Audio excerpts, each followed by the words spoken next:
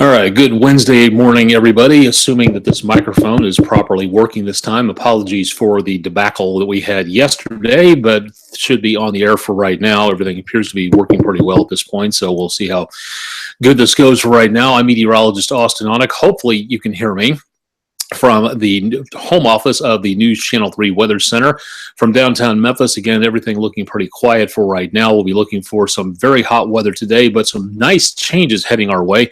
If everything works into the course of the next couple of days, we should be seeing some reduction in the high temperatures, less chances of rainfall, and some very nice weather for the holiday weekend coming up. We'll talk more about that in just a little while. Let's take a look and see how well we can cool you off at this point. Seeing temperature on Mars back into the mid-40s for high temperatures, which for Mars was a heat wave, and that was about 3 or 4 days ago from the remote environmental monitoring station in and around the area of the Curiosity rover, and a low temperature of minus 92 degrees for a low, so not doing too bad on that for cooling you off there, hopefully.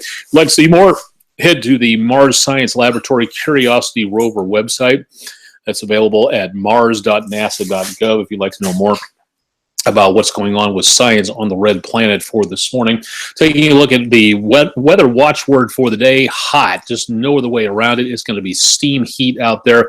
Heat index values just below the heat advisory criteria of 105 degrees today. So we may see some of that issued for later on. We'll talk more about that coming up in just a little bit. No earthquakes to report in the Mid-South overnight or within the last 24 hours. So things are decently quiet up toward the New Madrid fault line. So good news on that. Mississippi River has been dropping, but expected to settle and level off before heading back upwards again. More discharge from the reservoirs up that direction, and also for some more rainfall will be causing the river level to rise. Not doing too bad on the view from downtown Memphis. Sunrise on approach over Mud Island and the Mississippi River for this morning. Sunrise from earlier this morning from our I-240 and Airways camera just north of Memphis International Airport. Likewise, a rosy glow of sunrise from our Wooddale High School camera from early this morning, and across much of the rest of the Mid-South, a little bit on the hazy side,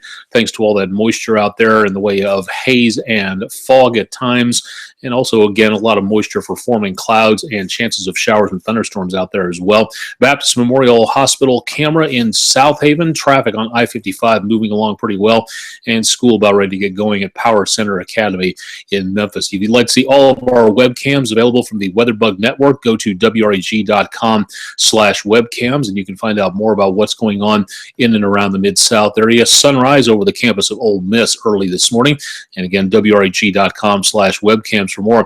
Traffic across the area early this morning as we record this close to the 7 o'clock hour. We've got, again, traffic building up toward the peak of rush hour. Hazy, but not cloudy, and no rainfall to worry about, so not seeing any other major problems out across the area where it comes to transport early on this morning, although the usual backups from around Sycamore View and I-40 always showing up at this point in time, so something to think about there if you can take an alternate route, if at all possible, to get to where you're going. And it looks like 385 and Ridgeway is also a little bit on the backed up side as people head from Collierville and Olive Branch into Memphis or so. This available from vanderbilt.edu if you'd like to know more about their vector system there. A lot of clouds back to the south and west of us as a couple of storm systems try to get going. One is Tropical Depression number 9. We'll talk about that in just a little bit. Number 8 up the east coast. But for the Mid-South, we're just not seeing much of anything going on in the way of clouds passing on through the area on the satellite picture from overnight. Heading into the rest of the day today, numbers again will be quite pleasant, not doing too bad for this time of the year. A little bit hotter for the metro area, mid to upper 90s, lower 90s throughout the rest of the Mid-South area for today. And once again, heat index numbers will be pushing a heat advisory territory of around 105 degrees today, but things will be changing for us as we get into the next couple of days. 70s across the area for low temperatures into later on tonight. Winds will start to change by just a little bit. We're coming out of the north, and that'll be escorting in some nicer conditions out there. Temperatures back in the mid to upper 80s for highs as we go into Thursday, so not much of a heat advisory to be worried about there. Low temperatures Thursday night. Take a look at some of these numbers. Haven't seen this for a while. Mid to upper 60s in the metro, also down toward Tupelo and Clarksdale, but along and north of I-40, lower 60s. Haven't heard that for quite some time. And winds occasionally breezy north-northeast at about 10 to 15 miles per hour Thursday into Thursday night. Friday's highs, gorgeous, back in the lower to mid 80s. Great way to kick off the holiday weekend. No problem at all with heat advisories at all as we go into Friday night football either.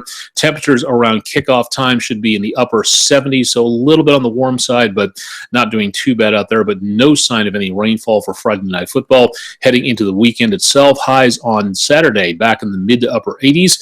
And as we head towards Sunday, high temperatures will be just a bit warmer, just below normal, back into the lower to mid 90s or so. So a gorgeous look at the forecast as we get into the Labor Day holiday weekend. Speaking of which, for Monday, the high temperatures a little bit warmer back in the lower 90s across much of the area, a few upper 80s north of I-40.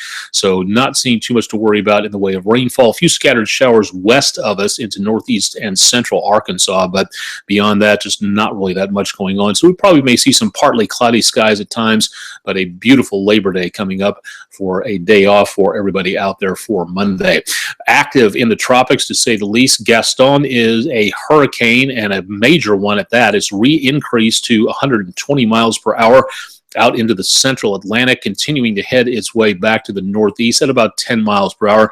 We've got another storm system just off the coast of Africa, but unfortunately it's in an environment of very dry air, which is going to prevent anything in the way of development for the next couple of days. The dust and the sand off the Sahara head out with the winds into the ocean, and that can stifle development in this location. So we won't see too much out of this for, it looks like, about the next 5 days or so. Tropical depression number 8 remains a tropical depression, could become a tropical storm by later on this afternoon into this evening. Winds are at 35 miles per hour, and it's heading away from the United States. Does not look to be a threat to anybody else at this time, but it's tropical depression number 9 that we are wondering where this is going to be going to. It's already scooted a little bit farther back to the west than original forecast have it. Winds of 35 miles per hour, and it's expected to turn its way to the northeast, becoming a tropical storm.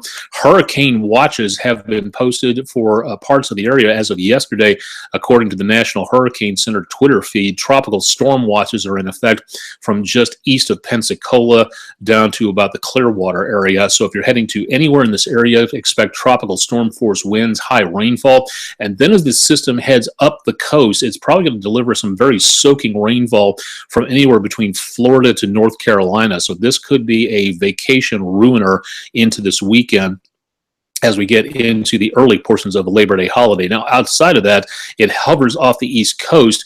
Whether or not it becomes a hurricane again depends on the water, warmth, and how the conditions are out here. But if you're around the area of New England, up the East Coast, the Delmarva Peninsula, Chesapeake Bay, the Outer Banks, that is where I would be watching very carefully to see where 9 develops. This could be Tropical Storm Hermine, the H-name storm. We'll wait and see what the National Hurricane Center has to say about that. But once again, right on schedule, getting very active in the tropics. So definitely a couple of things to pay attention to if you are going to be vacationing to the Gulf Coast or the East Coast states anytime soon. And keep it tuned to News Channel 3 for updates on that. Satellite spotting tonight, not that much going on, unfortunately. You might be able to spot Tiangong 1, but it's going to be very dim, and it's going to be very difficult to spot with all those clouds out there. But it'll be going right across the North Star at about 8:18, 8:19 this evening. And once again, you're going to need spectacularly good viewing conditions to be able to see this for later on this evening. The eclipse will be taking place tomorrow in Africa, not the one we're expecting here in the United States. That's just a little bit less than a year away. And if you'd like to know more about where this will be heading on through and all the places that you will be able to see some stuff like this on video and on the internet, some great opportunities to see a little bit more about what goes on with that eclipse. More information on my Facebook page at facebook.com/Austen Onek, WREG, and also on Twitter at twitter.com/Aonek_WREG3 as well. More information about the tropics. We'll keep our eyes on that, and also keep our eyes on the complete forecast, a very hot one into the rest of the day today. Todd Demers will have your forecast coming up on News Channel 3 live at 9, and also again seeing an update on the forecast on News Channel 3 at noon before Tim and Jim take over on News Channel 3 first at 4. Questions, comments, concerns, ideas, anything like that, email me down here, austin.onek@wreg.com. Best way to get in contact with me, Facebook Messenger. Occasionally works, occasionally it doesn't, so this would be your best bet. And we'll try to feature things on here that are timely and what everybody wants to see on here. We'll have a complete check of your entire forecast again throughout the rest of the day on News Channel 3, on air and online, so stay tuned there. I'm meteorologist Austen Onek from the News Channel 3 Weather Center home office. Stay tuned for more with News Channel 3 throughout the rest of the day.